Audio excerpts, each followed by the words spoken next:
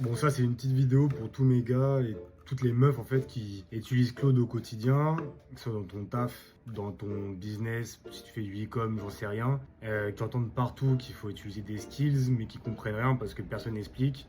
Et même moi au début, j'avais du mal à comprendre. Donc là, on est là pour un peu poser les bases et on va dire discuter un peu plus simplement. En fait, c'est simple. On va prendre un exemple. Tu arrives dans un taf et en fait, il faut te former. Donc en fait, le mec, quand tu vas arriver, il va te passer, je sais pas, un PDF, un livre, un manuel, j'en sais rien. En fait, ça va être écrit comment faut se comporter dans l'entreprise par rapport au client, par exemple. Quand un client, il appelle, tu réponds comme ça. Quand tu reçois ce type de mail, tu réponds comme ça.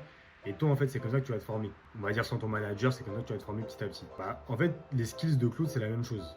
Ça veut dire que concrètement, si tu dis à Claude, quand je t'envoie ce genre de choses ou quand je te demande ce genre de choses, il faut que tu répondes comme ça, et c'est tout, il va le faire. Le problème, c'est que sans skills, la grosse différence entre un salarié qui se forme et Claude, c'est que le salarié qui se forme, vas-y, la première fois, son boss, son manager, il va lui dire, quand il y a un mec qui appelle, tu réponds comme ça. Et logiquement, la deuxième fois, s'il est pas con, il va s'en rappeler, il va répondre de la bonne manière. Mais la différence avec Claude, c'est que quand tu lui envoies un message pour la première fois, la deuxième fois, il va pas se rappeler. Et en fait, il a pas de mémoire comme un stagiaire ou un truc comme ça. Et c'est pour ça que le skill rentre en jeu.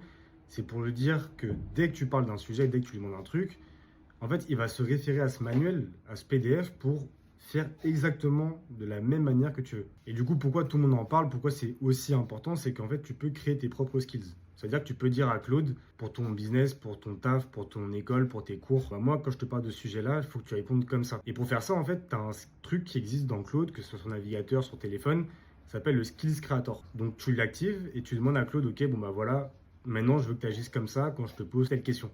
Et à partir de ce moment-là, que ça soit aujourd'hui, demain, dans un an, dans 6 mois, il répondra de cette manière-là. C'est comme si c'était ton collègue en fait qui était formé depuis 6 mois, un an et qui connaissait toutes les bases de l'entreprise ou toutes tes bases de connaissances. Si tu veux que je te montre en détail comment créer un skills pour telle ou telle thématique, tu peux commenter skills.